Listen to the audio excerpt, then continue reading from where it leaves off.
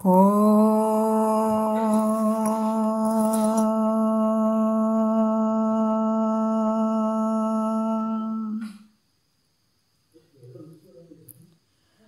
ಗುರುರ್ಬ್ರಹ್ಮ ಗುರುರ್ವಿಷ್ಣು ಗುರುರ್ದೇವೋ ಮಹೇಶ್ವರಃ ಗುರು ಸಾಕ್ಷಾತ್ ಪರಬ್ರಹ್ಮ ತಸ್ಮೈ ಶ್ರೀ ಗುರವೇ ನಮಃ.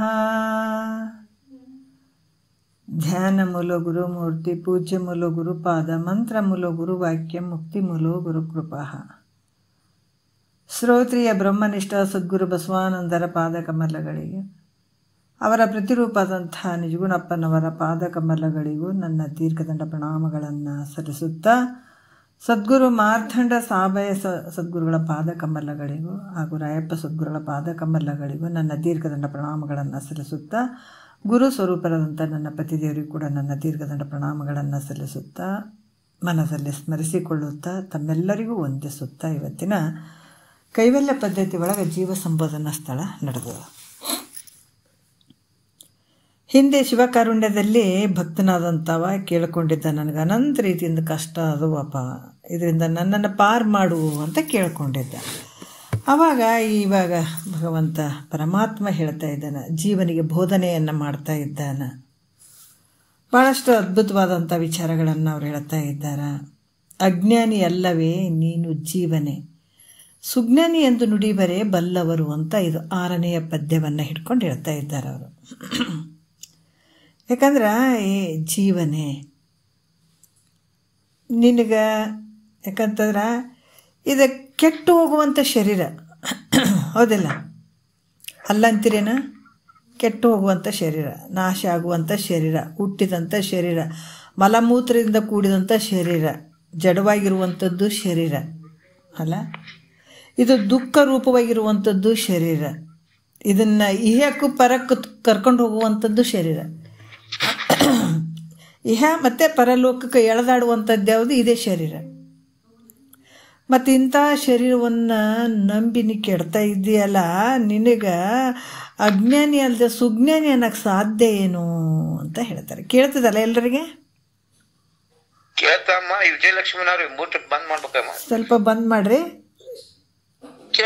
ಹಾಂ, ಅದಕ್ಕೆ ಇಲ್ಲಿ ಹೇಳ್ತಾರ, ಇಂಥ ಒಂದು ಕೆಟ್ಟು ಹೋಗುವಂಥದ್ದು ಮತ್ತು ನಿನಗೆ ಇಹಕ್ಕೂ ಪರಕ್ಕೂ ತಿರುಗಾಡಿಸುವಂಥದ್ದು ಇದೇ ಶರೀರ.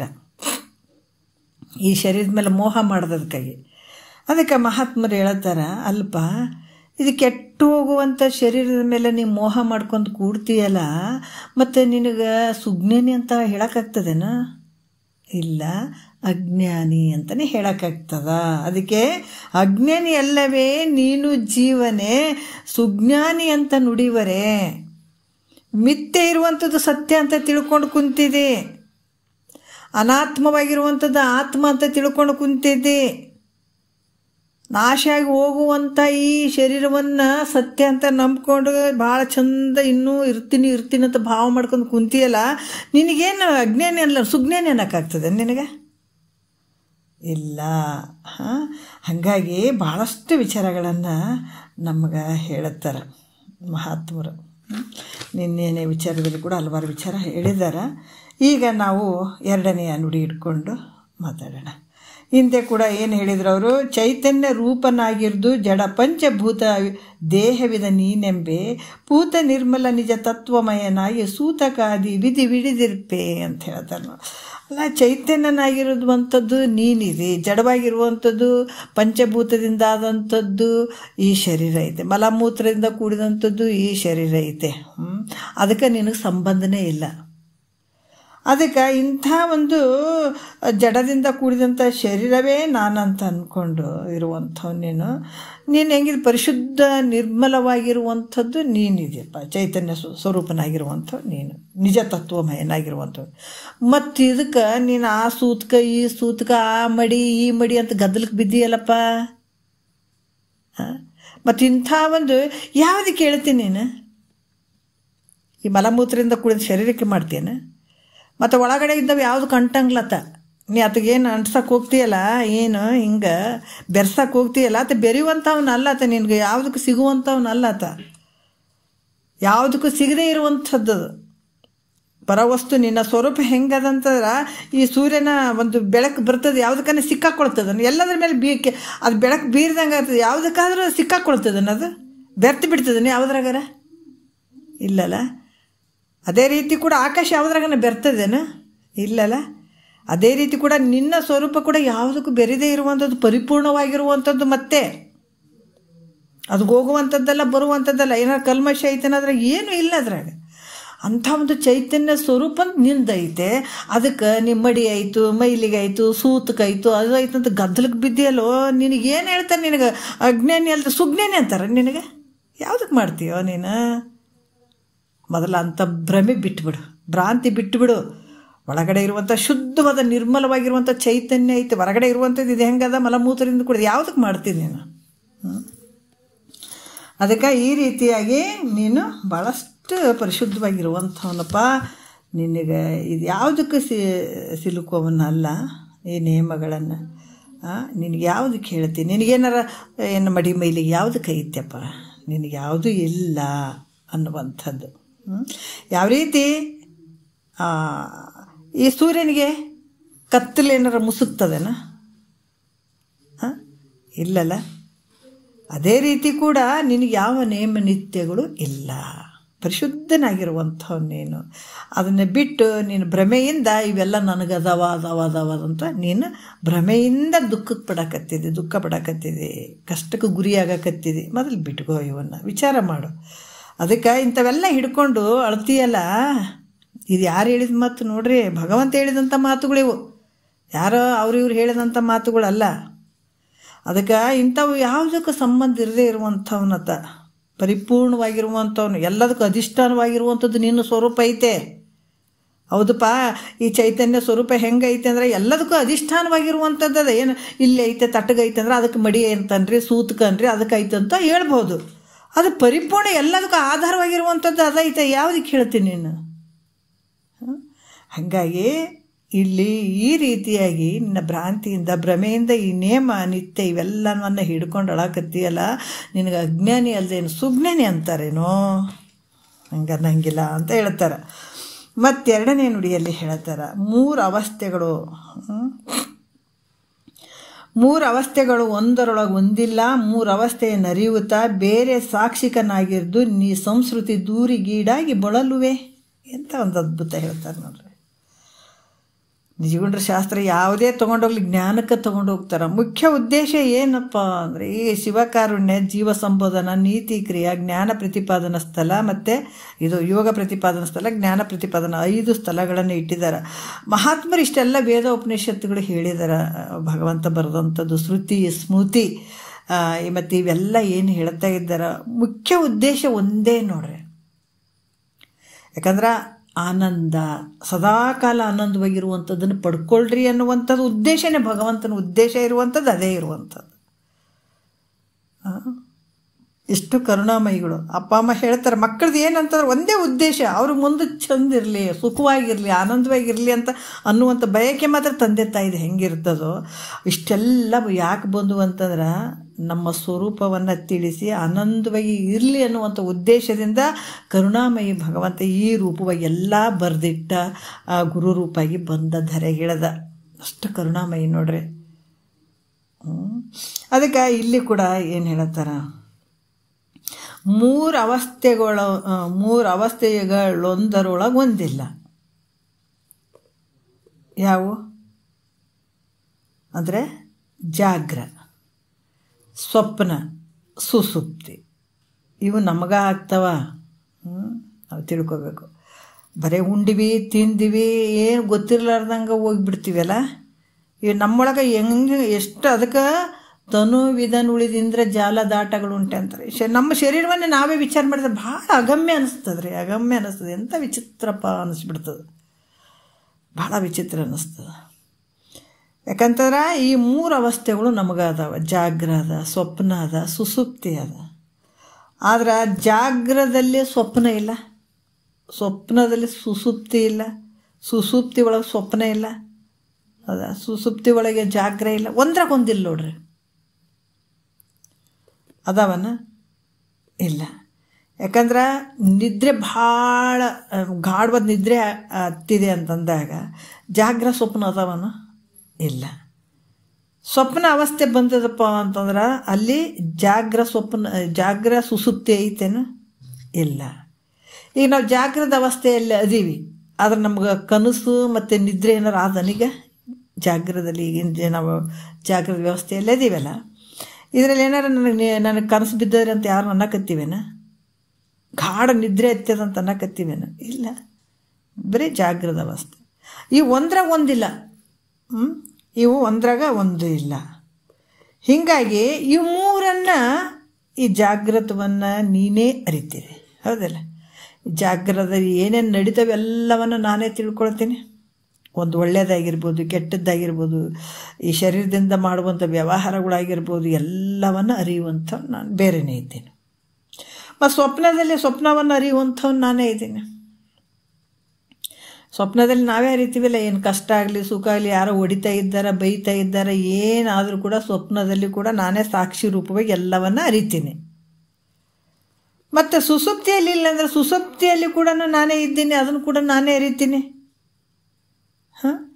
ಯಾಕಂದ್ರೆ ಅಲ್ಲಿ ಕೂಡ ಆನಂದವಾಗಿ ಮಲಗಿದ್ದು ಮುಂಜಾನೆ ಎದ್ದುಗ ಏನು ಚಂದ ಮಲಗಿದ್ದೆ ರೀ ಅಂತ ಹೇಳ್ತೀವಿ. ಯಾಕಂದರೆ ಅದು ಅರ್ಥದಕ್ಕಾಗಿ ಅಲ್ಲಿ ಬೆಳಗ್ಗೆ ಮುಂಜಾನೆ ಎದ್ದುಗಳನ್ನು ನಾವು ಹೇಳ್ತೀವಿ. ಅರ್ಥದಿಲ್ಲ ಅಲ್ಲಿ ನಾ ಹೆಂಗೆ ಮಲಗಿದ್ದೀನಿ ಅಂತ ನಿನಗೆ ಅರ್ಥನೇ ಮುಂಜಾನೆ ಹೇಳಕ್ಕೆ ಬರ್ತದೆ, ನೀನು ಅರಿದೇ ಇದ್ರೆ ಹೆಂಗೆ ಹೇಳಕ್ಕೆ ಬರ್ತದೆ ನಿನಗೆ?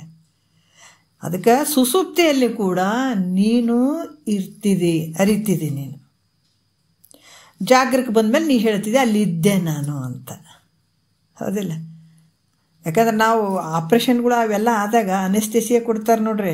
ಅನೆಸ್ಥೆಸಿಯಾ ಕೊಟ್ಟಾಗ ಆಪ್ರೇಷನ್ನು ಆಗ್ಲಾರ್ದಂಗೆ ನಮಗೆ ಗೊತ್ತು ಮಾಡ್ಲಾರ್ದಂಗೆ ಅನೆಸ್ಥೆಸಿಯಾ ಅಂತ ಅನ್ನುವಂಥದ್ದು ಕೊಡ್ತಾರೆ. ಅಲ್ಲಿ ಇಂಜೆಕ್ಷನ್ ಮಾಡ್ತಾರೆ.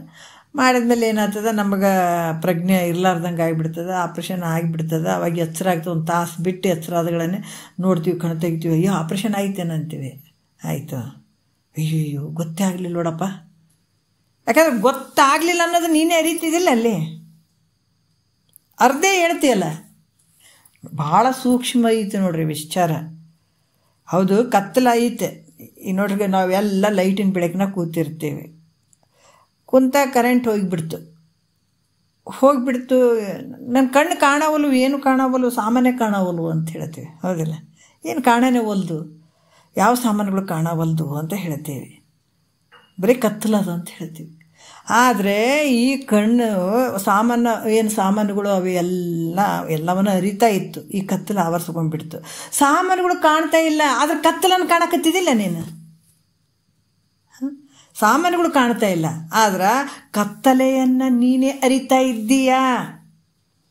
ಅದ್ರಂಗ ಸುಸುಪ್ತಿಯಲ್ಲಿ ಕೂಡ ಇಲ್ಲಿ ಏನು ಇಲ್ಲ ಅಂತಂದ್ರೂ ಕೂಡ ಅಲ್ಲಿ ನೀನು ಅದೆಲ್ಲವನ್ನು ಅರಿತಿರ್ತದೆ. ನಿದ್ರೆಯನ್ನು ಮುಂಜಾನೆ ಎದ್ದುಗಳನ್ನೇ ನಾನು ನಿದ್ರೆ ಭಾಳ ಚಂದ ಮಲಗಿದ್ದೆ ರೀ ಅಂತ ನಾವು ಹೇಳ್ತೀವಿ. ಹಂಗೆ ಇಲ್ಲಿ ಕೂಡ ನೋಡ್ರಿ, ನೀನು ಏನು ತಿಳಿಲಿಲ್ಲ ಅಂತಂದ್ರೂ ಕೂಡ ನೋಡ್ರಿ, ಅನಸ್ತೇಸಿಯಾ ಕೊಟ್ಟಾಗ ಅಲ್ಲ ನನಗೇನು ಗೊತ್ತೇ ಆಗಲಿಲ್ಲ ನೋಡ್ರಿ, ಭಾಳ ಏನು ನೋವೇ ಕಂಡು ಬರಲಿಲ್ಲ, ಏನು ಗೊತ್ತಿಲ್ಲ ಅನ್ನೋದು ಕೂಡ ನೀನೇ ಅರ್ಥಕೊಂಡೇ ಹೇಳಕತ್ತೀನಿ ನೀನು. ಅದಕ್ಕೆ ಕತ್ತಲೆಯನ್ನು ನೀನೇ ಅರಿಯುವಂಥವನು, ಕತ್ತಲೆ ಅದಂತ ಹೇಳ್ತೀಯಲ್ಲ, ಮತ್ತು ಕತ್ತಲೆಗೆ ನೀನೇ ಅರಿಯುವಂಥವನಿದೆ, ಕತ್ತಲೆಯನ್ನು ಕೂಡ ನೀನು ತಿಳ್ಕೊಳ್ಳುವಂಥವನಿದೆ. ಹಾಗಾಗಿ ಇಲ್ಲಿ ಕೂಡ ಈ ಮೂರು ಅವಸ್ಥೆಯಲ್ಲಿ ನೀನೇ ಅರಿತಿದೆ. ಯಾಕಂತ ಈ ರೀತಿಯಾಗಿ ಜಾಗ್ರದಲ್ಲಿ ಸ್ಥೂಲ ಶರೀರ ಇರ್ತದೆ. ಜಾಗ್ರದಲ್ಲಿ ಯಾವ ಶರೀರ ಇರ್ತದೆ? ಸ್ಥೂಲ ಶರೀರ. ಸ್ಥೂಲ ಅಂದರೆ ಕಣ್ಣಿಗೆ ಕಾಣುವಂಥದ್ದು. ಒತ್ಕೊಂಡು ತಿರುಗಾಡ್ತೀವಿ ಇಲ್ಲಿ ಸ್ಥೂಲ ಶರೀರ. ಯಾರು ಒತ್ಕೊಂಡು ತಿರುಗಾಡ್ತಾರೆ ಈ ಶರೀರವನ್ನು? ದಿನ ಒತ್ಕೊಂಡು ತಿರುಗಾಡೋದಕ್ಕೆ ಪನಿಷ್ಮೆಂಟ್ ಇದು, ಒಂದು ಶಿಕ್ಷೆ ಇದು. ಶರೀರ ಒತ್ಕೊಂಡು ತಿರುಗಾಡೋದೇ ದೊಡ್ಡ ಶಿಕ್ಷೆ ಇದು. ಅದಕ್ಕೆ ಜಾಗ್ರದಲ್ಲಿ ಯಾವ್ದು ಇರ್ತದ ಅಂತಂದರೆ ಸ್ಥೂಲ ಶರೀರ ಇರ್ತದೆ. ಸ್ವಪ್ನದಲ್ಲಿ ಯಾವ್ದು ಇರ್ತದ? ಅಲ್ಲಿನೂ ಶರೀರ ಇರ್ತದ. ಅದಕ್ಕೆ ನಿನಗೆ ಶರೀರಗಳು ಹಂಗೆ ಬರೋದೇ ಇದು. ಈ ಮೂರು ಅವಸ್ಥೆಗಳು ನಾವು ಇದೇ ಶರೀರದಲ್ಲಿ ಮೂರು ಶರೀರಗಳನ್ನು ತೊಟ್ಕೊಳ್ತೀವಿ. ವಿಚಾರ ಮಾಡಬೇಕು, ಹೌದಿಲ್ಲ? ನಮಗೆ ನಾವು ಇದನ್ನು ನಾವು ತಿಳ್ಕೊಳ್ಬೇಕು, ಅನುಭವಕ್ಕೆ ತೊಗೊಳ್ಬೇಕು. ಅವು ಜಾಗ್ರದಲ್ಲಿ ಸ್ಥೂಲ ಶರೀರ ಇರ್ತದೆ, ಸ್ವಪ್ನದಲ್ಲಿ ಇದು ಕಾಣಂಗಿಲ್ಲ, ಎಲ್ಲಿ ಹೋಗ್ಬಿಡ್ತಾ ಗೊತ್ತಿಲ್ಲ, ಮಾಯ ಆಗಿಬಿಡ್ತು. ಅಲ್ಲಿ ಯಾವ ಶರೀರ ಇರ್ತದೆ? ಸೂಕ್ಷ್ಮ ಶರೀರ. ಸೂಕ್ಷ್ಮ ಶರೀರ ಕೂಡ ಮಾಯ ಆಗಿಬಿಡ್ತದೆ ಯಾವಾಗ? ಸುಸುಪ್ತಿ ಅವಸ್ಥೆಗೆ ಹೋದಾಗ.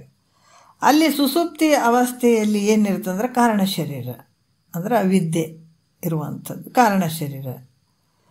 ಅದಕ್ಕೆ ಜಾಗ್ರದಲ್ಲಿ ಏನಿರ್ತಾನ ನಿದ್ರೆಯಲ್ಲಿ ಕಾರಣ ದೇಹಕ್ಕೂ. ಮತ್ತು ಜಾಗ್ರದಲ್ಲಿ ವಿಶ್ವನಾಗಿ ಜಾಗ್ರದಲ್ಲಿ ಇದೆಲ್ಲ ವ್ಯವಹಾರ ಮಾಡ್ತಾನಲ್ಲ, ಇದೇ ಜೀವಾತ್ಮ. ಇಲ್ಲಿ ಹೆಸರು ಏನು ತಗೊಳ್ತಾನೆ? ವಿಶ್ವ ಅಂತ ತಗೊಳ್ತಾನೆ. ಎಲ್ಲ ವ್ಯವಹಾರ ಮಾಡ್ತಾನೆ, ಎಲ್ಲವನ್ನು ನೋಡ್ತಾನೆ. ಇದೆಲ್ಲ ವ್ಯವಹಾರ ಈ 25 ತತ್ವಗಳನ್ನು ಹಿಡ್ಕೊಂಡು ಈ ಸ್ಥೂಲ ಶರೀರದಲ್ಲಿ ತನ್ನ ಪ್ರಾರಬ್ಧಕ್ಕನುಸಾರವಾಗಿ ಈ ಶರೀರ ಈ ಭೂಮಿಗೆ ಬಂದದ. ಏನು ಉಣೋದಕ್ಕೆ? ಪ್ರಾರಬ್ಧ ಉಣೋದಕ್ಕೆ. ಅದಕ್ಕೆ ಇಲ್ಲಿ ಏನಾಗ್ತದ ಅಂತಂದ್ರೆ ಈ ಪ್ರಾರಬ್ಧದಿಂದ ಕೂಡಿದಂಥ 25 ತತ್ವಗಳಲ್ಲಿ ಈ ಸ್ಥೂಲ ಶರೀರ ಅನುಭವಿಸುವಂಥದ್ದು. ಮತ್ತು ಸ್ವಪ್ನದಲ್ಲಿ ಇದೇ ಜೀವಾತ್ಮ ತೈಜಸ್ ಅಂತ ಅನಿಸ್ಕೊಳ್ತಾನೆ. ಈ ವಿಶ್ವನಿಗೂ ಈ ತೈಜಸ್ ಜೀವನಿಗೂ ಮತ್ತು ಸುಸುಪ್ತಿಯಲ್ಲಿ ಪ್ರಾಜ್ಞೆ ಜೀವನಾಗಿ ಈತನ ಒಬ್ಬನೇ ಭಿನ್ನವಾಗಿ ಅಂತ ಅಲ್ಲ. ಇಲ್ಲಿ ಸುಸುಪ್ತಿಯಲ್ಲಿ ಇದೇ ಜೀವಾತ್ಮ ಪ್ರಾಜ್ಞೆ ಅಂತ ಅನಿಸ್ಕೊಳ್ತಾನೆ. ಒಂದು ವೇಳೆ ಇವ್ರು ಮೂವರು ಬೇರೆ ಬೇರೆ ಅದಾರಪ್ಪ, ವಿಶ್ವನೂ ಬೇರೆ ಅದಾನ, ತೈಜಸ್ಸು ಬೇರೆ ಅದಾನ, ಪ್ರಾಜ್ಞೆ ಬೇರೆ ಅದಾನ ಅನ್ನೋದ್ರ ಒಂದೇ ಸಲಕ್ಕೆ ನಾವು ಕೂತ್ಕೊಂಡಲ್ಲೇ ನಿದ್ದೆ ಕನಸು ಎಲ್ಲ ಬಿಡ್ಬೇಕಾಗಿತ್ತು, ಬಿದ್ದುಬಿಡ್ತಿತ್ತು. ಹೌದಿಲ್ಲ? ಈಗ ಜಾಗ್ರ ಐತಪ್ಪ, ಜಾಗ್ರದಲ್ಲೇ ಯಾಕೆ 3 ಜನ ಬೇರೆ ಬೇರೆನೇ ಅದಾರ್ರಿ ಅಂತ ಅನ್ನೋದಾದ್ರೆ ನಾವೀಗೆಲ್ಲ ವ್ಯವಹಾರ ಮಾಡಾಗ ಕನಸನ್ನೂ ಅನುಭವಿಸೋದು, ಸುಸುಪ್ತಿಯನ್ನು ಅನುಭವಿಸೋದು, ಗಾಢವಾದ ನಿದ್ರೆಯನ್ನು ಅನುಭವಿಸೋದು, ಮತ್ತು ವ್ಯವಹಾರ ಮಾಡೋದು 3 ಏಕಕಾಲಕ್ಕೆ ನಡೆದು ಬಿಡ್ತಿದ್ವು. ಹಾಗಿಲ್ಲ, ಒಬ್ಬ ಜೀವಾತ್ಮನೇ ಜಾಗ್ರದಲ್ಲೂ ಅದಾನ, ಜಾಗ್ರವನ್ನು ಅರಿತಾನ, ಮತ್ತು ಸ್ವಪ್ನಕ್ಕೂ ಹೋಗ್ತಾನ, ಸ್ವಪ್ನದಲ್ಲೂ ಅರಿತಾನ. ಅದಕ್ಕೆ ಒಂದ್ರೊಳಗೆ ಒಂದಿಲ್ಲ. ಜಾಗ್ರದಿಂದ ನಾವು 3 ಅಂತಸ್ತಿನ ಮನೆಗೆ ಇಲ್ಲಿಂದ ಮಧ್ಯದಿಂದ ಮ್ಯಾಲೆ ಹೆಂಗೆ ಹೋಗ್ತೀವಿ ಅದ್ರಂಗ ಜಾಗ್ರದ ಅವಸ್ಥೆ ಬಿಟ್ಟು ಸೂಕ್ಷ್ಮ ಶರೀರಕ್ಕೆ ಹೋಗ್ತಾನೆ. ಸೂಕ್ಷ್ಮ ಶರೀರ ಹಿಡ್ಕೊಂಡು ಅಲ್ಲಿ ಸ್ವಪ್ನ ಅವಸ್ಥೆಯನ್ನು ಅನುಭವಿಸ್ತಾನೆ. ಅದನ್ನು ಬಿಡ್ತಾನೆ, ಮ್ಯಾಲೆ ಅಂತಸ್ಗೆ ಹೋಗ್ತಾನೆ, ಅಲ್ಲಿ ಗಾಢವಾದ ನಿದ್ರೆಗೆ ಹೋಗ್ತಾನೆ. ಮತ್ತು ಅಲ್ಲಿ ಅನಂತ ಪಡ್ತಾನೆ, ಮತ್ತೆ ಬರ್ತಾನೆ, ಮತ್ತೆ ಕೆಳಗೆ ಬರ್ತಾನೆ. ಹಿಂಗೆ ಮ್ಯಾಲಿಂದ ಕೆಳಗೆ, ಕೆಳಗಿಂದ ಮ್ಯಾಲೆ 3 ಅವಸ್ಥೆಗಳು. ಈ 3 ಜೀವ ಇದಕ್ಕೆಲ್ಲಕ್ಕೂ ಇರುವಂಥ ನೀನು ಒಬ್ಬನಿಗೆ 3 ಹೆಸರು ಬರ್ತಾವೆ. ಇಲ್ಲಿ ಅಲ್ಲಿ ಹೋದಾಗ ಹಂಗೆ, ಇಲ್ಲಿ ಹೋದಾಗ ಹಿಂಗೆ ಹೆಸರು ಬರ್ತಾವೆ. ಈ ಎಲ್ಲದಕ್ಕೂ ಸಾಕ್ಷಿ ರೂಪವಾಗಿ ಎಲ್ಲವನ್ನು ಅರಿಯುವಂಥವನ್ನಿರುವುದರಿಂದ ಅದರಿಂದ ನೀನು ಹೆಂಗಿದೆ? ಅರುರೂಪನಾಗಿರುವಂಥದ್ದು ಬ್ರಹ್ಮ ಸ್ವರೂಪನೇ ನೀನಿದ್ದೀಯಪ್ಪ ನೋಡ್ರಿ. ಅದಕ್ಕೆ ಇಂಥ ಒಂದು ಬ್ರಹ್ಮ ಸ್ವರೂಪವನ್ನು ಇರುವಂಥವನು ನೀನು. ಹೌದಲ್ಲ? 3 ಅವಸ್ಥೆಗಳು ನಿನ್ನಲ್ಲಿ ಅದಾವೆ. ಅದಕ್ಕೆ 3 ಅವಸ್ಥೆಗಳನ್ನು ಇವೆಲ್ಲ 3 ಅವಸ್ಥೆಗಳಿಗೆ ಬೆಳಕು ಕೊಡುವಂಥವನು, ಪ್ರಕಾಶಮಾನವಾಗಿ ಮಾಡುವಂಥವನು ಯಾರು? ಸಾಕ್ಷಿ ಅರುರೂಪವಾಗಿರುವಂಥ ನೀನು ಪರಬ್ರಹ್ಮ ಸ್ವರೂಪನೇ ನಾನಿದ್ದೀನಂತ ನೀ ತಿಳ್ಕೊಳ್ಳುವಂಥದ್ದು. ಯಾಕಂದ್ರೆ ಇವು 3 ನಿನ್ನಲ್ಲೇ ನಡೀತಾವೆ. 3ಕ್ಕೂ ನೀನೇ ಕಾರಣ ಆಗಿದೆ. ಜಾಗ್ರ, ಸ್ವಪ್ನ, ಸುಸುಪ್ತಿ ಇವು 3 ನಿನ್ನಲ್ಲೇ ಬೆಳಗ್ತಾ ಇದ್ದಾವೆ, ನಿನ್ನಲ್ಲೇ ನಡೀತಾ ಇದ್ದಾವ. ಅದಕ್ಕೆ ನಾನು ಹೆಂಗಿದ್ದೀನಿ? ಪರಬ್ರಹ್ಮ ಸ್ವರೂಪನೇ ನಾನಿದ್ದೀನಿ. ಇವೆಲ್ಲ ನನ್ನಲ್ಲಿ ನಡೀತಾ ಇದ್ದಾವ. ಜನನ ಮರಣಾದಿ ಸಕಲ ಸಂಸಾರ. ಯಾಕಂತಂದ್ರೆ ಹಿಂಗೆ ತಿಳ್ಕೊಳ್ಳುವಂಥದ್ದು. ಶರೀರ ಒಂದು ಕಾಲದಲ್ಲಿ ತೋರಿ ಇನ್ನೊಂದು ಕಾಲದಲ್ಲಿ ತೋರಂಗಿಲ್ಲ. ಇದು ಸಾಯುವಂಥದ್ದು, ಹುಟ್ಟುವಂಥದ್ದು. ಇದೆಲ್ಲ ಎಲ್ಲಿ ನಡೆದದಕ್ಕೆ ಏನು ಹೇಳಿದ್ದಾರೆ ಅವರು? 6 ನಾನೆಂದು ವಿಚಾರಿಸು ವಿಷಮ ಸಂಸಾರ. ಸಂಸಾರ ಅಂದ್ರೆ ಏನು? ಜನನ ಮರಣ ಅನ್ನುವಂಥ ಸಂಸಾರ ಸುಳ್ಳು ಕನಸು ಅಂತ ತಿಳ್ಕೊಂಡಾರ ಅವರು. ಅದು ಸತ್ಯ ಅಲ್ಲ. ನಾವು ಹುಟ್ಟುತ್ತೀನಿ ಅನ್ನುವಂಥದ್ದು ಸತ್ಯ ಅಲ್ಲ, ಸಾಯ್ತೀನಿ ಅನ್ನುವಂಥದ್ದು ಸತ್ಯ ಅಲ್ಲ, ಮಧ್ಯದ ಹೋರಾಟ ಯಾವುದು ಸತ್ಯ ಅಲ್ಲ ಅಂತ ಹೇಳಿದಾರೆ ಅವರು. ನಾವು ಸಾಯ್ತೀವಪ್ಪ ಅಂತ ಹೇಳ್ತೀವಿ. ಏನು ಮಾಡೋದು? ವಯಸ್ಸಾಗಿಬಿಡ್ತು, ಇನ್ನೂ ಸ್ವಲ್ಪ ದಿವಸ ರೀ ಅಪ್ಪ ಅಂತೀವಿ. ಸ್ವಲ್ಪ ದಿವಸನೇ, ಮತ್ತೆ ಸ್ವಲ್ಪ ದಿವಸ ಒಂದು 50 ದಾಟಿತಂತಂದಾಗ ಉಳಿದದ್ದು ಎಷ್ಟು? ಒಂದು 20 ವರ್ಷ ಅಷ್ಟೇ ಇರ್ತದೆ. ಆಸ್ತಿ ನೋಡಿದ್ರೆ ಎಷ್ಟು ವರ್ಷ ನಾವು ಇದ್ರೂ ಕೂಡ ಆಸೆನ ಮುತ್ತಿರಂಗಿಲ್ಲ. ಅಷ್ಟು ಆಸೆ ಬೆಳೆಸ್ಕೊಂಡು ಕುಂತು ಬಿಟ್ಟಿರ್ತೀವಿ. 50 ವರ್ಷ ಆದಮೇಲೆ ಮುಗೀತು, 3ನೇ ಬೆಲ್ ಹೊಡೆದಂಗೆ. ಭಾಳಷ್ಟು ಅಂದರೆ ಎಷ್ಟು ಉಳಿಯಂಗಿದೆ? ಭಾಳಷ್ಟು ಅಂದರೆ 20-30 ವರ್ಷ ಉಳಿಬಹುದು. ಅಷ್ಟರ ತನಕ ಗ್ಯಾರಂಟಿ ಇಲ್ಲ. ಎಕ್ಸ್ಪೈರಿ ಡೇಟ್ ಹೇಳ್ತಾರಲ್ಲ, ಇನ್ನು ಅದು ಇಷ್ಟು ಡೇಟ್ ಮುಗೀತೆ, ಇಲ್ಲಿಂದ ಒಂದು ಸ್ವಲ್ಪ ದಿವಸ ನಾವು ಅದನ್ನ ಯೂಸ್ ಮಾಡ್ಬೋದು ಅಂತ ಹೇಳ್ತಾರಲ್ಲ ಸಾಮಾನುಗಳು. ಆದರೆ ಹಂಗೆ ಭಾಳ ಅಂತಂದ್ರೆ ಒಂದು 50 ವರ್ಷ ಆದಮೇಲೆ ಒಂದು 20 ವರ್ಷ ಗ್ಯಾರಂಟಿ ಇಡೀರಿ. ಆ ಕಡೆಯಿಂದ ಎಲ್ಲಷ್ಟು ಶರೀರದಾಗಿರುವಂಥವೆಲ್ಲ ಕೈ ಕೊಟ್ಬಿಡ್ತಾವ. ಆವಾಗ ಹೀನಾಯ ಬದುಕು ನಂಬುದು ನಮಗೆಲ್ಲರೂ ಅನುಭವಿಸ್ಬೇಕಾದಂಥದ್ದು. ಅದು ಎಷ್ಟು ದಿವಸ ಉಳಿಯಂಗಿದ್ದೀವಿ ನಾವು? ಅದಕ್ಕೆ ಈ ಒಂದು ದುಃಖ ಏನೈತೆ ಮಹಾತ್ಮರು ಹೇಳ್ತಾರೆ, ಇದು ಹುಟ್ಟು ಸಾವು ಇದ್ರ ಮಧ್ಯೆ ಏನು ಹೋರಾಟ, ಇವೆಲ್ಲ ಸತ್ಯ ಅಂತ ತಿಳ್ಕೊಂಡು ನೀನು? ಇವ್ಯಾವ ಸತ್ಯ ಅಲ್ಲ. ಅದಕ್ಕೆ ಹೇಳ್ತಾರ, ಜನನ ಮರಣಾದಿ ಸಕಲ ಸಂಸಾರ ದುಃಖಗಳಿಂದ ಬಿಡುಗಡೆ ಹೊಂದಬೇಕಾಗಿತ್ತು ಅಂತಂದರೆ ಈ 3 ಅವಸ್ಥೆಗಳನ್ನು ಅರಿಯುವಂಥವನು ನಾನೇ ಇದ್ದೇನೆ. ಅದಕ್ಕೆ ಇವಕ್ಕೆಲ್ಲವಕ್ಕೂ ಸಾಕ್ಷಿ ರೂಪವಾಗಿ ನಾನಿದ್ದೀನಿ ಅನ್ನುವಂಥದ್ದನ್ನು ನೀನು ತಿಳ್ಕೊಳ್ಳುವಂಥದ್ದು. ಈ ರೀತಿ ಉಪನಿಷತ್ತುಗಳು ಕೂಡ ಹೇಳ್ತಾವೆ ಇದು. ಅದಕ್ಕೆ ಆರು ನಾನೆಂದು ವಿಚಾರಿಸು. ಯಾವಾಗ ನಾನು ಯಾರು ಇದ್ದೀನಂತ ತಿಳ್ಕೊಂಡಾಗ ಇವೆಲ್ಲ ಬಿಟ್ಟು ಹೋಗ್ತಾವೆ ನಿನ್ನಿಂದ. ಸುಮ್ಮನೆ ನಾವಿಲ್ರಿ ಗುರುಗಳು ನಮಗೆ ಹಿಂಗೆ ಹೇಳಿದಾರೆ ಹಂಗಲ್ಲ. ಅದು ಇಷ್ಟೆಲ್ಲ ಯಾಕೆ ಬಂದು ಅಂದ್ರೆ ನೀನು ಯಾರಿದ್ದಿ ಅಂತ ಮೊದಲು ತಿಳ್ಕೊಂಡು ಅಂದ್ರೆ ಇವು ಇರಲಾರ್ದು ಎಲ್ಲ ಆರು ಬಿದ್ದು ಹೋಗ್ಬಿಡ್ತಾವೆ, ಆ ಕಡೆ ದಾರಿ ಹಿಡಿತಾವೆ. ನಾನು ಯಾರಿದ್ದೀನಿ ಅಂತ ತಿಳ್ಕೊಂಡ ನಾನು ಪರಮಾತ್ಮನ ಸ್ವರೂಪ ಪರಬ್ರಹ್ಮ ಸ್ವರೂಪ ನಾನು ಇದ್ದೀನಿ ಅಂತಂದಾಗ ನಾನು ಸಾಯ್ತೀನಿ. ನೀನು ಯಾಕೆ ಸಾಯವನಿದೆ? ಯಾಕೆ ಹುಟ್ಟುತ್ತಿದ್ದಿ ನೀನು? ಯಾವಾಗಲೂ ಇರುವಂಥವನಿದೆ ನೀನು. ಹುಟ್ಟು ಸಾವು ನಿನಗೇನು ಸಂಬಂಧ ಇಲ್ಲ. ಮತ್ತು ಕಾಣಿಸ್ತದಲ್ರಿ ನಿನ್ನ ಹುಚ್ಚು ಭ್ರಮೆ ಅದು. ಮಹಾತ್ಮರು ಹುಚ್ಚು ಬಿಡಿಸ್ತಾರೆ ರೀ, ಹುಚ್ಚು. ಅದಕ್ಕೆ ಇಂಥ ಹುಚ್ಚು ಬಿಡಿಸೋಂಥವ್ನು ಯಾರಂದ್ರೆ ಸದ್ಗುರುನಾಥ. ನಾವೆಲ್ಲ ಹುಚ್ಚರು ರೀ, ಹುಚ್ಚರು. 84 ಲಕ್ಷ ಜೀವರಾಶಿಯಿಂದ ಬರೀ ಹುಚ್ಚುತನ ಮಾಡ್ಕೊತ ಬಂದು ಕುಂತವ್ರು ನಾವೀಗ. ಅದಕ್ಕೆ ಈ ಹುಚ್ಚು ಬಿಡಿಸ್ಬೇಕಾದ್ರೆ ಗುರುನಾಥ ಹಿಂಗೆ ತಯಾರಾಗಬೇಕಾಗ್ತದ, ಪ್ರತಿನಿತ್ಯ ಬಡಿಬೇಕಾಗ್ತದ. ಅಂದಾಗ ಮಾತ್ರ ನಮ್ಗೆ ಹಿಡ್ದಂಥ ಹುಚ್ಚು ಹೋಗ್ತದ. ಇಲ್ಲಿ ತನಕ ಹುಚ್ಚು ಹೋಗಂಗಿಲ್ಲ ಇದು. ಅದಕ್ಕೆ ಮಹಾತ್ಮರು ಏನು ಹೇಳ್ತಾರ, ನಾನು ಯಾರಿದ್ದೀನಂತ ಗೊತ್ತಾಯಿತು ಅಂತಂದಾಗ ಇವೇನು ಏನು ಜಾಗ್ರ ಸ್ವಪ್ನ ಸುಸುಪ್ತಿ ಸ್ಥೂಲ ಸೂಕ್ಷ್ಮ ಕಾರಣ ಶರೀರಗಳು ವಿಶ್ವ ತೈಜಸ್ಸು ಪ್ರಾಜ್ಞೆ ಜೀವಾತ್ಮರು ಇವೆಲ್ಲ ಏನು ಕಟ್ಕೊಂಡು ಕುಂತೀವೆಲ್ಲ ಇವೆಲ್ಲ ಮಿಥ್ಯೆ ಕನಸು ಅಂತ ಹೇಳ್ಬಿಡ್ತಾರೆ. ಕನಸನ್ನೇ ನಡೆದಂಥ ವ್ಯವಹಾರ ಇದೆಲ್ಲ. ಕನಸನ್ನೇ ನಡೆದಂಥದ್ದು ಯಾವುದಾದ್ರು ಸತ್ಯ ಅಂದ್ಕೊಂಡ್ಬಿಟ್ಟಿವೇನ ನಾವು? ಎಲ್ಲ ಸುಳ್ಳು ಅಂತ ಹೆಂಗೆ ಯಾವಾಗ ಇದು ಗೊತ್ತಾಗ್ತದ? ನಾನು ಯಾರಿದ್ದೀನಂತ ಪಕ್ಕ ತಿಳ್ಕೊಳ್ಬೇಕು. ಎಲ್ಲೋ ಒಂದು ಕಡೆ ನಾನು ಫಂಕ್ಷನ್ ಅಟೆಂಡ್ ಹಾಕೇಸಿ ಇಲ್ರಿ ನೀನೇ ಪರಮಾತ್ಮ ಅಂತ ಹೇಳಿಬಿಟ್ಟಾರ ಅಂತ ಹೇಳುವಂಥದ್ದು ಭಾಳಷ್ಟು ಹಿಂಗೆ ನಡೀತಾವೆ. ಆದ್ರೆ ಪಕ್ಕ ನಾನು ಯಾರಿದ್ದೀನಿ ಅಂತ ನೀನು ಮೂಲ ಸಮೇತವಾಗಿ ತಿಳ್ಕೊಂಡಾಗ ಆವಾಗ ಈ ಜನನ ಮರಣ ಅನ್ನುವಂಥದ್ದು ಸಂಸಾರದಿಂದ ಬಿಡುಗಡೆ ಆಗಕ್ಕೆ ಸಾಧ್ಯ ಅದ. ಇಲ್ಲಾಂದ್ರೆ ಬ್ರಹ್ಮ ಸತ್ಯ ಜಗನ್ಮಿತ್ಯ ಅಂತ ಇಷ್ಟೇ ಒಂದೇ ವರ್ಡ್ ಸಿಟ್ಕೇಸಿ ಹೋಗ್ಬಿಡ್ತಿದ್ರು ಮಹಾತ್ಮರು. ಇಷ್ಟೆಲ್ಲ ಯಾಕೆ ಬರಿಬೇಕಾಯ್ತು? ನಾವು ಹೇಳ್ತೀವಿ ಜಾಲಿ ಗಿಡ ಭಾಳ ಐತ್ರಿ, ಹೊಲ್ದಾಗ ಭಾಳ ಇರ್ತಾವಲ್ಲ, ಅವನ್ನೇನು ಮಾಡ್ತಾರೆ ಮ್ಯಾಲೆ ಅಷ್ಟೇ ತುದಿ ಕಡಿದ್ರೆ ಮತ್ತೆ ಬಿತ್ತುತ್ತಾರೆ. ಏನಂದ್ರೆ ಬಿತ್ತಂಗಿಲ್ಲ. ಅವು ಏನು ಮಾಡ್ತಾರೆ ಕೆಳಗೆ ಚಂದ ಅಗಿಬೇಕ್ರಿ, ಅಗದು ಬೇರೆ ಎಲ್ಲ ಕಿತ್ತಿ ಹೋಗಿದಾಗ ಅದು ಇನ್ನೊಂದು ಸಲ ಹುಟ್ಟಂಗಿಲ್ಲ ರೀ ಅಂತೀವಿ, ಹೌದಿಲ್ಲ? ಅಷ್ಟೇ ಮೇಲೆ ಬಿಡ್ತೀವೇನ್ರಿ ನಾವು. ಏನಾದರೂ ಬೆಳಿಬೇಕು ಮಾಡಬೇಕು ಅಂದಾಗ ಹೊಲ್ದವ್ರಿಗೆ ಗೊತ್ತಿರ್ತದೆ ಎಲ್ಲನೂ. ಯಾಕಂದ್ರೆ ಅವನ್ನ ಕೆಳಗಿನ ಬೇರೆ ಸಮೇತ ಕಿತ್ತಬೇಕಾಗ್ತದ. ಕಲ್ಲಿತ್ರ ಕಲ್ಲಿ ಕೂಡ ಅಗದು ಅಗದು ಅಗದು ಒಳಗಡೆ ಎಷ್ಟು ಕಲ್ಲದ ಅದನ್ನೆಲ್ಲ ತೆಗೆದು ಹಾಕಿ ಹೊಲ ಶುದ್ಧವಾಗಿ ಮಾಡ್ತಾರೆ, ಹೌದಿಲ್ಲ? ಅದ್ರಂಗೆ ಒಂದು ಗಿಡ ಐತಪ್ಪ ಅಂದ್ರೆ ಬೇರೆ ಸಮೇತ ಕಿತ್ತಬೇಕಾಗ್ತದಲ್ಲ, ತೆಗಿಬೇಕಾಗ್ತದಲ್ಲ. ಅದ್ರಂಗೆ ಅದನ್ನೇನು ಮಾಡಬೇಕು, ತೋಡ್ತಾರೆ ಚೆನ್ನಾಗಿ ಕೆಳಗೆ ತೋಡಿ ಬೇರುಗಳು ಎಲ್ಲೆಲ್ಲದಾವ ಎಲ್ಲ ಕಿತ್ತಿ ಆ ಕಡೆ ಹಾಕಿಬಿಡ್ತಾರೆ. ಅದ್ರಂಗೆ ಇದು ಕೂಡ ಹಾಗೆ. ನಾನು ಯಾರಿದ್ದೀನಿ? ನಾ ಪರಬ್ರಹ್ಮ ಸ್ವರೂಪ ಇದ್ದೀನಿ ಅಷ್ಟೇ, ಮುಗಿಯಂಗಿಲ್ಲದು. ಮಹಾತ್ಮರು ಹೇಳಿದ್ರೆ ಬ್ರಹ್ಮ ಸತ್ಯ ಜಗನ್ಮಿತ್ಯ ಅಂತ ಹೇಳಿಬಿಟ್ಟಾರೆ, ಮುಗೀತು ಅಷ್ಟೇ. ಆದರೆ ಎಲ್ಲರಿಷ್ಟು ಕಷ್ಟನೇ ಪಡ್ತಿದ್ದಿಲ್ಲ ಮಹಾತ್ಮರು.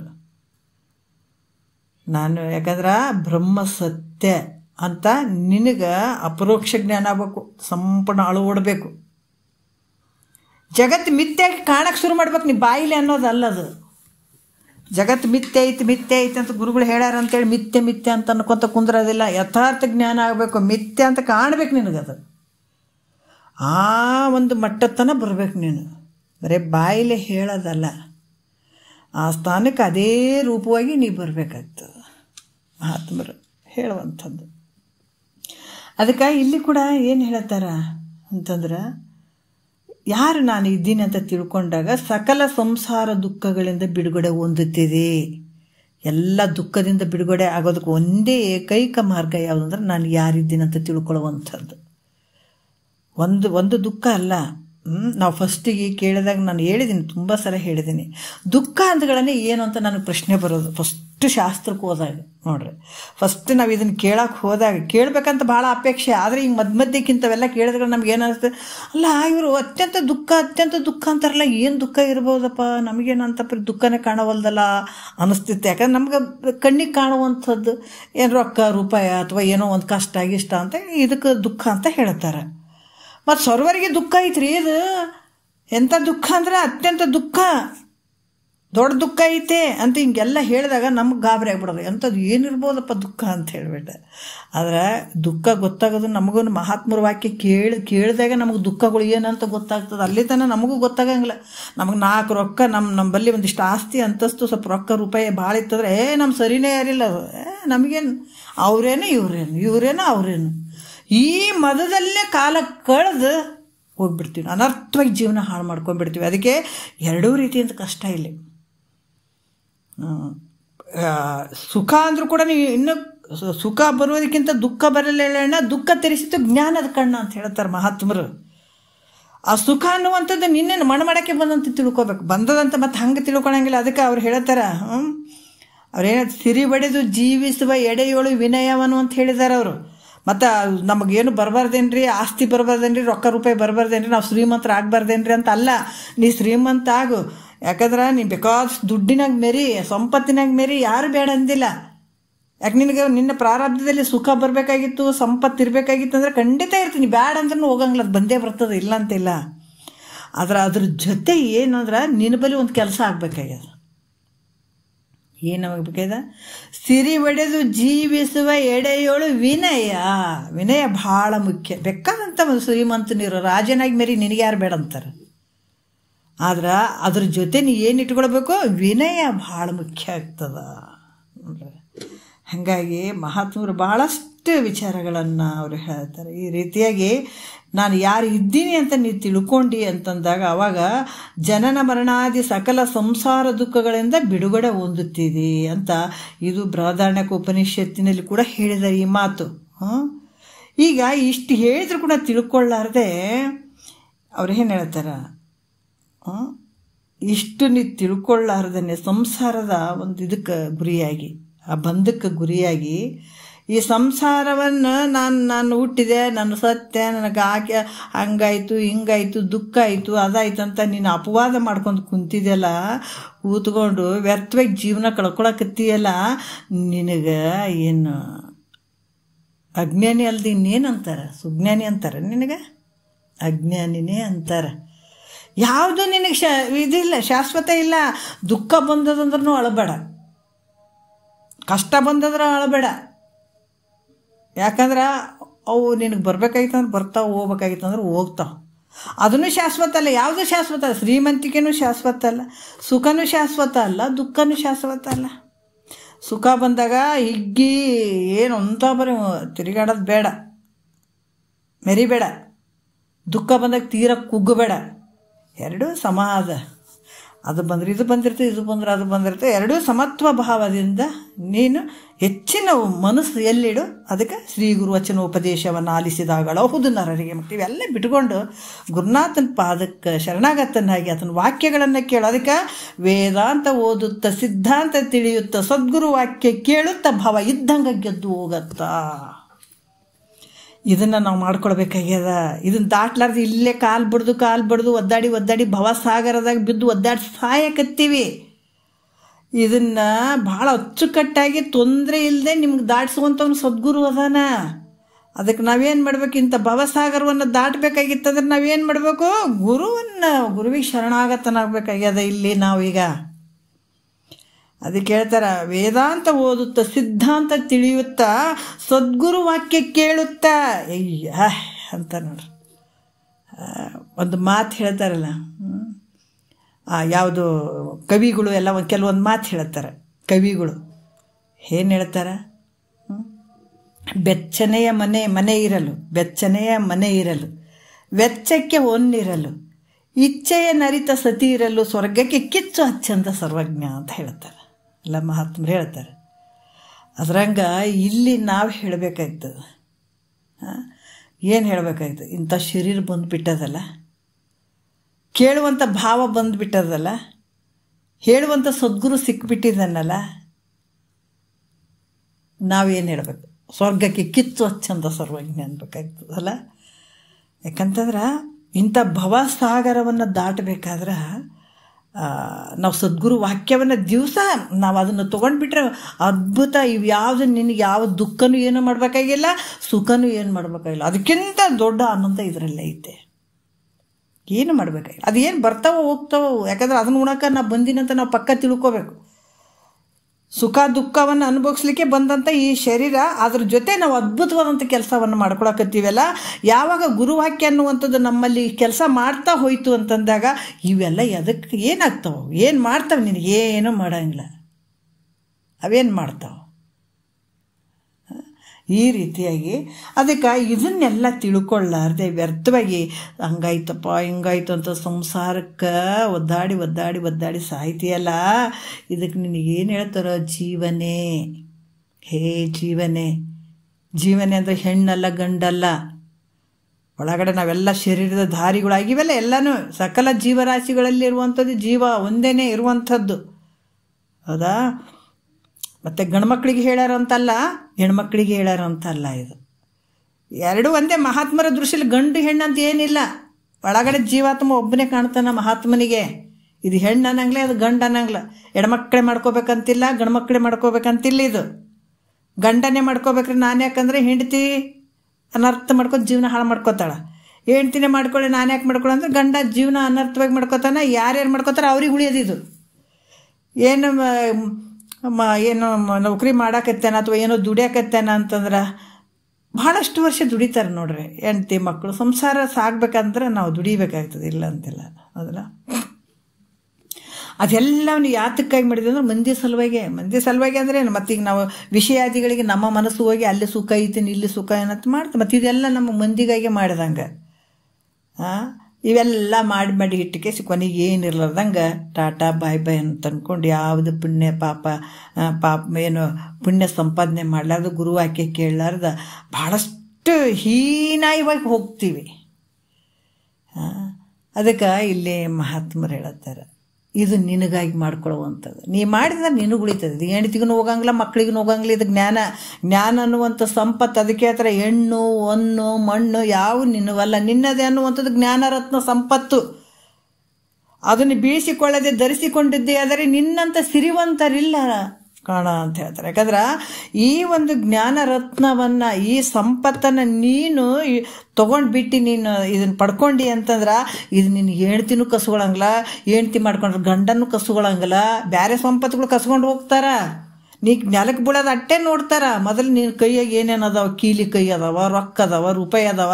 ನಮ್ಮಪ್ಪ ಆಸ್ತಿ ಎಲ್ಲಿ ಮಾಡಿಟ್ಟಾನ, ರೊಕ್ಕ ಬ್ಯಾಂಕಿನಾಗ ಎಷ್ಟಿಟ್ಟಾನ, ಯಾರಿಗೇನು ಸಾಲ ಕೊಟ್ಟಾನ, ನಮಗೇನು ಲಿಸ್ಟ್ ಹೇಳ್ತಾನೋ ಇಲ್ಲೋ, ನಮ್ಮವ್ವ ಏನು ಬಂಗಾರ ಮಾಡ್ಕೊಂಡಾಳ, ಏನೇನು ಮಾಡ್ತಾಳ ಅಂತ ಅವು ಎಲ್ಲ ಮಕ್ಕಳು ಏನೋ ಕಾಯ್ದು ಕಸ್ಕೊಂಡು ಮಾಡ್ಬ್ರಿ ಇವೇ ನಡೀತಾವೆ, ಹೌದಿಲ್ಲ?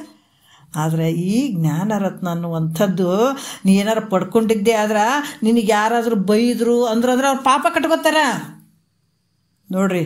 ನಿನ್ನ ಯಥಾರ್ಥವಾದಂಥ ಜ್ಞಾನ ಪಡ್ಕೊಂಡೆ ಅಂದ್ರೆ ಎಷ್ಟು ಅದ್ಭುತ ಕೆಲಸಗಳು ನಡೀತಾವಂತಂದ್ರೆ ಇಲ್ಲಿ ನಿನಗೇನಾದರೂ ಒಂದು ತುಚ್ಛವಾಗಿ ಯಾರೇ ನೋಡಿ ಅವ್ರು ಕಟ್ಕೊಂಡ್ಬಿಡ್ತಾರೆ ಪಾಪನ.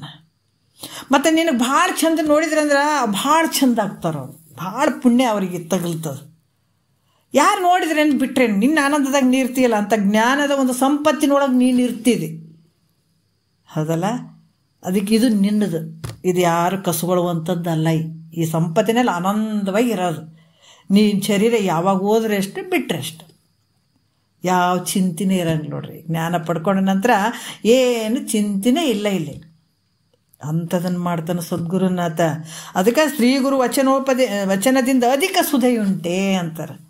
ಎಲ್ಲ ದುಃಖಗಳಿಂದ ಬಿಡುಗಡೆ ಮಾಡಿಬಿಡ್ತಾನತ್ತ.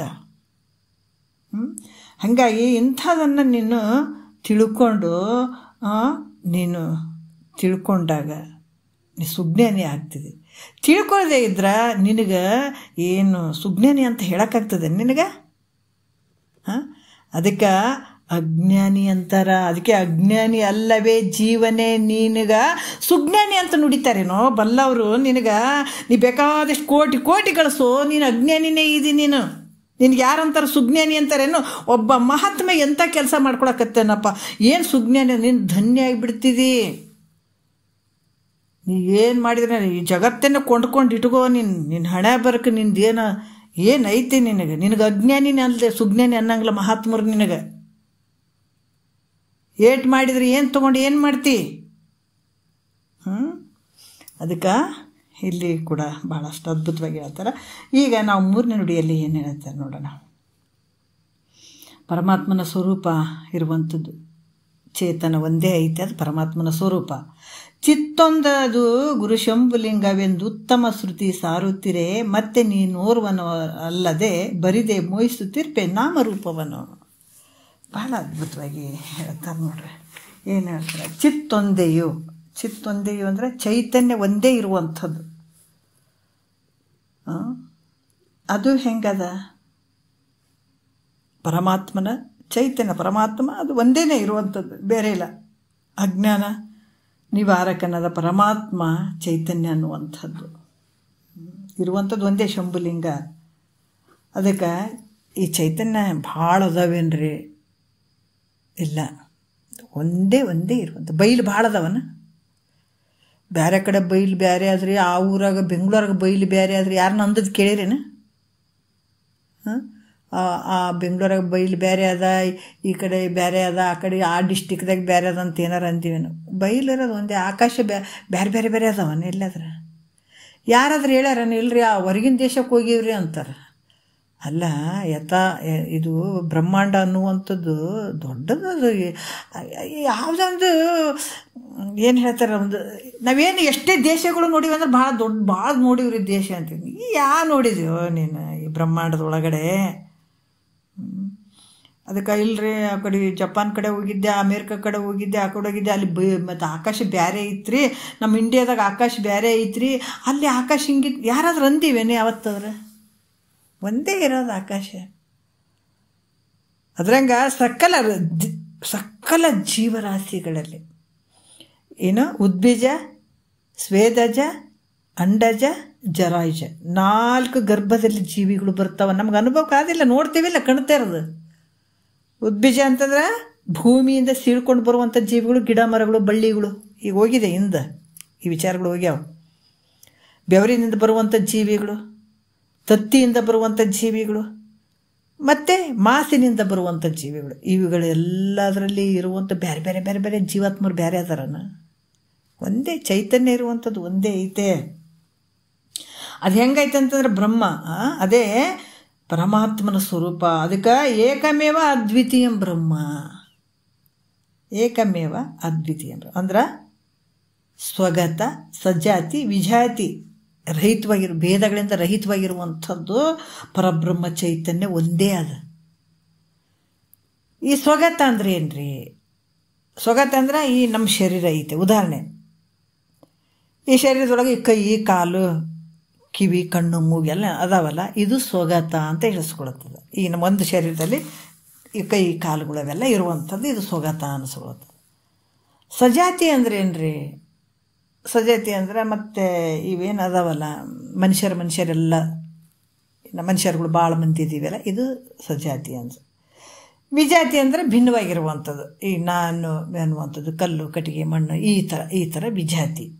ಇವು ನಿನ್ನ ಸ್ವರೂಪಕ್ಕೆ ಅದಾವೇನು? ಇಲ್ಲ, ನಿನ್ನ ಸ್ವರೂಪಕ್ಕೆ ಇವು ಯಾವಿಲ್ಲ. ಸ್ವಗತ ಯಾಕಂದ್ರೆ ದೃಶ್ಯವಾದಂಥ ಒಂದು ವಸ್ತುಗಳಿಗೆ ಇವೆಲ್ಲ ಹೇಳಕ್ಕೆ ಸಾಧ್ಯ ಅದ. ಯಾಕಂದರೆ ಈ ಪರಿಪೂರ್ಣವಾಗಿರುವಂಥದ್ದು ನಿನ್ನ ಸ್ವರೂಪ ಅದು. ಎಲ್ಲಿ ಇಟ್ಟಾದ್ರಿ ಅಂತ ಹೇಳೋಕ್ಕದೇನದು? ಪರಿಪೂರ್ಣವಾಗಿರುವಂಥದ್ದು, ಯಾವಾಗಲೂ ಇರುವಂಥದ್ದು, ನಿತ್ಯವಾಗಿರುವಂಥದ್ದು, ಆನಂದವಾಗಿರುವಂಥದ್ದು ನಿನ್ನ ಸ್ವರೂಪ ಅದು. ಇದಕ್ಕೆ ಸಜಾತಿ ವಿಜಾತಿ, ಸ್ವಗತ ಸಜಾತಿ ವಿಜಾತಿ ಈ ಭೇದಗಳಿಂದ ಕೂಡ್ಯದೇನು ಅಂದರೆ ಭೇದ ರಹಿತವಾಗಿರುವಂಥದ್ದು ನಿನ್ನ ಸ್ವರೂಪ ಐತೆ. ಅದು ಹೆಂಗದ? ಪರಬ್ರಹ್ಮ ಚೈತನ್ಯ ಒಂದೇ ಇರುವಂಥದ್ದು. ಎಲ್ಲ ಸಕಲ ಶರೀರ ಏನು ಉಪಾಧಿಗಳಿಂದ ಗಿಡ ಆಗಿದಾವ, ಮರ ಆಗಿದಾವ, ಬಳ್ಳಿ ಆಗಿದಾವ, ಪ್ರಾಣಿ ಪಕ್ಷಿಗಳಾಗಿದ್ದಾವ, ಗಿಡ ಮರಗಳ ಏನು ಈ ಮನುಷ್ಯರಾಗಿದ್ದಾವ, ಪಶು ಪ್ರಾಣಿಗಳಾಗಿದ್ದಾವೆ, ಇವೆಲ್ಲ ಅದಾವಲ್ಲ, ಅದ್ರ ಎಲ್ಲರಲ್ಲಿರುವಂಥದ್ದು ಒಂದೇ ಚೈತನ್ಯ. ಒಂದೇ ಚೈತನ್ಯ. ಅದಕ್ಕೆ ಇದು ಚಾಂದೋಗ್ಯ ಉಪನಿಷತ್ತಿನಲ್ಲಿ ಕೂಡ ಇದು ಹೇಳದೆ, ಶ್ರುತಿ ಪ್ರಮಾಣ ಅದ ಇದಕ್ಕೆ. ಆದರೆ ಈ ಪರಬ್ರಹ್ಮ ಸ್ವರೂಪವೇ ನೀನಿದ್ದಿ. ಎಂಥ ಒಂದು ಅದ್ಭುತ ನೋಡ್ರಿ. ಅದಕ್ಕೇನು ಹೇಳಿದಾರ? ತತ್ವಮಸಿ ವಾಕ್ಯ ಇವು ಕೂಡ ಹೇಳ್ತಾವ. ಇವು ಪ್ರಮಾಣಗಳು. ಯಾರಾದರೂ ಇದೆ ಹಂಗ್ರಿ ಕಥೆ ಹಂಗ್ರಿ? ಅಲ್ಲೋ 4 ವೇದಗಳಲ್ಲಿ ಮಹಾವಾಕ್ಯಗಳು ಡಂಗುರು ಸಾರಕತ್ತವ. ಅಹಂ ಬ್ರಹ್ಮಾಸ್ಮಿ, ಐಮಾತ್ಮ ಬ್ರಹ್ಮ, ತತ್ವಮಸಿ ವಾಕ್ಯ, ಪ್ರಜ್ಞಾನಂ ಬ್ರಹ್ಮ. ಏನು ಹೇಳಕತ್ತೇವೆ ಇವು? ಆ ಅರಿವಿನ ಸ್ವರೂಪನೇ ನೀನಿದೆ, ಪರಬ್ರಹ್ಮ ಸ್ವರೂಪನೇ ನೀನಿದೆ ಅಂತ ವೇದಗಳಲ್ಲಿ ಮಹಾವಾಕ್ಯಗಳು ಡಂಗುರು ಸಾರಕತ್ತೇವೆ. ಮತ್ತಂದ್ರೆ ನಾನು ಹಂಗಾಗ್ತೀನಿ ರೀ ಪರಮಾತ್ಮ, ನಾನು ಹೆಂಗಾಗ್ತೀನಿ ರೀ ಪರಮಾತ್ಮ. ಇನ್ನೂ ಬುದ್ಧಿ ನಿನಗೆ ನೆಟ್ಟಿಗಿಲ್ ಬಿಡಪ್ಪ ಅಂತಾರೆ ಮಹಾತ್ಮರು. ಯಾಕೆ ಅವ್ರ ವಾದ ಮಾಡೋಕ್ಕೆ ಹೋಗಂಗಿಲ್ಲ ಮಹಾತ್ಮರು, ಸುಮ್ಮನೆ ಇರಬೇಕಂತಾರೆ. ಯಾಕಂದ್ರೆ ಇದು ಭಾಳಷ್ಟು ವಿಚಾರದಾಗ ಬಂದಾಗ ಈ ತತ್ವಮಸಿ ವಾಕ್ಯ ಅಳವಡ್ತದೆ. ಅಲ್ಲಿ ತಾನೇ ತತ್ವಮಸಿ ವಾಕ್ಯ ಗೊತ್ತಾಗಂಗಿಲ್ಲ. ಇದು ಅಷ್ಟೇ, ಇದು ತತ್ವಮಸಿ ವಾಕ್ಯ ಯಾರು ಕಿವಿಗೆ ಬೀಳ್ತದೆ ಅವ್ರು ಧನ್ಯರು. ಪುಣ್ಯದಿಂದ ಇದು ತತ್ವಮಸಿ ವಾಕ್ಯ ಬರ್ತಿಲ್ಲ ಅಂದ್ರೆ ಎಷ್ಟೇ ಆಯುಷ್ಯ ಹೋದ್ರೂ ಕೂಡ 20 ವರ್ಷ ಆಗಲಿ 30 ವರ್ಷ ಆಗಲಿ 40, ಒಬ್ಬೊಬ್ರು ಸಾಯಕ್ಕಾಗ್ಯಾರ ತತ್ವಮಸಿ ವಾಕ್ಯ ಕಿವಿಗೆ ಬಿದ್ದಿಲ್ಲ ಅವರಿಗೆ. ಯಾಕೆ ಬಿದ್ದಿಲ್ಲ? ಪುಣ್ಯ ಬೇಕಲ್ಲ ಅದಕ್ಕೆ. ಈ ತತ್ವಮಸಿ ವಾಕ್ಯದ ವಿಚಾರಗಳು ನಮಗೆ ಕಿವಿ ಬಿಡ್ಬೇಕಾದ್ರೆ ಜನ್ಮ ಜನ್ಮಾಂತರದ ಪುಣ್ಯ ಐತಿದು. ಕೇಳ್ರಿ, ಎಷ್ಟು ಜನರಿಗೆ ಕೇಳ್ರಿ ತತ್ವಮಸಿ ವಾಕ್ಯ. ಇವತ್ತು ಕೇಳಿದವರು ಇಲ್ಲ. ಈಗ ಅವ್ರಿಗೆ 70-80 ವಯಸ್ಸು 90 ತನ ಆಗಿರ್ತಾವ. ಇದ್ರ ವಿಷಯ ಗಾಳಿಗಂತನೂ ಗೊತ್ತಿರಂಗಿಲ್ಲ. ಅದಕ್ಕೆ ಇಂಥ ವಾಕ್ಯಗಳು ನಮ್ಗೆ ಇವತ್ತು ಸಿಗ್ತಾವಂತಂದ್ರೆ ಭಾಳ ಭಾಗ್ಯವಂತರು ಅಂತ ಹೇಳ್ಬೇಕು. ನಾವೇ ಭಾಗ್ಯವಂತರು ಅಂತ ಹೇಳ್ಬೇಕು. ಅಷ್ಟು ಉತ್ಕೃಷ್ಟವಾದಂಥ ವಾಕ್ಯಗಳಿವು. ಬರೀ ಕಿವಿಗೆ ಬಿದ್ದರೆ ಧನ್ಯರಾಗ್ತಾರೆ. ಇವು ಬರೇ ಆನಂದ ಗುರುಗಳು ನರಕ ನೋಡಕ್ಕಂತ ಹೋದ್ರವರು. ಹೆಂಗಿದೆ ಯಮಧರ್ಮ, ಬೇಡಪ್ಪ ಬರಬೇಡ ಅಂತ ಹೇಳಿದಾತ. ಆದರೂ ಕೂಡ ಇಲ್ಲ, ನರಕದಾಗ ಏನೇನು ಅದಾವ ನಾನು ನೋಡ್ತೀನಿ ಸ್ವಲ್ಪ. ಯಾಕಂದರೆ ಅಲ್ಲಿ ಕ್ಲಾಸ್ ಕೇಳಬೇಕಾದಾಗ ಅದೇನಾಯಿತು, ನರಕದಾಗ ಭಾಳಷ್ಟು ಹಿಂಸೆ ಅದ, ಭಾಳಷ್ಟು ತೊಂದರೆಗೊಳಗಾಗ್ತಾವ ಅಲ್ಲಿ ಜೀವಿಗಳು ಪಾಪದ ಕರ್ಮಗಳನ್ನು ಮಾಡಿದದಕ್ಕಾಗಿ ಅಂದಾಗ, ಇಲ್ಲ ನಾನು ನೋಡ್ತೀನಿ ಅದನ್ನು ಹೆಂಗಿರ್ಬೋದಂತ ನೋಡ್ತೀನಿ ಅಂತ ಹೋಗ್ತಾನತ್ತ. ಹೋದಾಗ ಅಲ್ಲಿ ಎಷ್ಟು ಹಿಂಸೆ ಇರ್ತದಂತಂದ್ರೆ ಅಷ್ಟೊಂದು ತೊಂದರೆ ಅನುಭವಿಸ್ತಾ ಇರ್ತಾವ ಅಲ್ಲಿ ಜೀವಿಗಳು. ಈತ ದಾರ್ಯಾಗ ಹೋಗ್ತಾ ಇದ್ದ, ಈ ಕಡೆ ನೋಡ್ರಿ ಸುಡ ಎಣ್ಣೆಯಲ್ಲಿ ಹಾಕೋದು, ಬಚ್ಚಿ ತೊಗೊಂಡು ಹಿಂಗೆ ತುಚ್ಚೋದು, ಆಮೇಲೆ ದರ ಎಳೆಯುವಂಥದ್ದು, ಕಬ್ಬಿಣ ತೊಗೊಂಡು ಹೊಡೆಯುವಂಥದ್ದು, ಇವೆಲ್ಲ ನಡೀತಿರ್ತಾವ. ಅದನ್ನು ನೋಡಿ ಕಿವಿ ಮುಚ್ಕೊಂಡು ಶಿವ ಅಂದ್ಬಿಟ್ಟ ಅಲ್ಲಿ. ಅಂದಾಗ ಒಬ್ಬ ಮಹಾತ್ಮ ಇಲ್ಲಿ ಶಿವ ಅಂದ್ಬಿಟ್ನಲ್ಲ ಅಂತ ಇವು ಜೀವಿಗಳು ಏನು ಮಾಡಿದ್ರು, ಉಳಿದವರೆಲ್ಲರೂ ಶಿವ ಅನ್ನೋಕ್ಕೆ ಶುರು ಮಾಡಿಬಿಟ್ರು. ಒಂದೆರಡು ಸಲ ಅಂದುಬಿಟ್ಟಾಗ ಅವ್ರ ಪಾಪದಿಂದನೇ ಮುಕ್ತರಾದ್ರು ಅಂತ ನೋಡ್ರಿ. ಏನು ಉಳಿದಿತ್ತು ಆ ಪಾಪದಿಂದ ಮುಕ್ತರಾದ್ರು ಅಂತ. ಅದ್ರಂಗ ಅಷ್ಟೊಂದು ಶಕ್ತಿ ಇರ್ತಾವಿವು ಶಬ್ದಗಳಲ್ಲಿ. ಬರೀ ಕಿವಿಗೆ ಬಿದ್ರೇ ಸಾಕ್ರಿ ಧನ್ಯರಾಗ್ತಾರ. ಅದಕ್ಕೆ ತತ್ವಮಸಿ ವಾಕ್ಯ ಅಂದರೆ ಸುಮ್ಮನೆ ಅಲ್ಲ, ಇವು ಮಹಾವಾಕ್ಯಗಳು ಸುಮ್ಮನೆ ಅಲ್ಲ, ಇವು ಕೂಡ ಹೇಳ್ತಾವ. ಅದಕ್ಕೆ ನೀನೇ ಪರಬ್ರಹ್ಮ ಸ್ವರೂಪ, ಪರಮಾತ್ಮನ ಸ್ವರೂಪ, ನಿನ್ನ ಹೊರ್ತು ಇನ್ನೊಂದು ಏನೂ ಇಲ್ಲ ಜಗತ್ತಿನ. ಇದನ್ನು ತಿಳಿಲಾರ್ದೆ ವ್ಯರ್ಥವಾಗಿ ನಾನು ಹಲವಾರು ಭ್ರಮೆಗೆ ಒಳಗಾಗಿ ನಾಮ ರೂಪಕ್ಕೆ ಕಟ್ಟು ಬಿದ್ದೀಯಲ್ಲ, ಆ ಭ್ರಾಂತಿಯಲ್ಲಿ ಸಿಕ್ಕಾಕೊಂಡು ಬಿದ್ದೀಯಲ್ಲ, ಹೆಸರಿಗೆ ಮತ್ತು ರೂಪಕ್ಕೆ. ಅದಕ್ಕೆ ಹೆಸರನ್ನು ಮತ್ತು ರೂಪವನ್ಕ ಮೋಹ ಮಾಡ್ತೀಯಲ್ಲ, ಇದಕ್ಕೆ ಮೋಹಕ್ಕೆ ಬಿದ್ದೀಯಲ್ಲ. ಅದಕ್ಕೆ ನಿನಗೆ ಇವು ತೆಗಿ, ನಾಮ ರೂಪ ಇಲ್ಲ ನಿನಗೆ.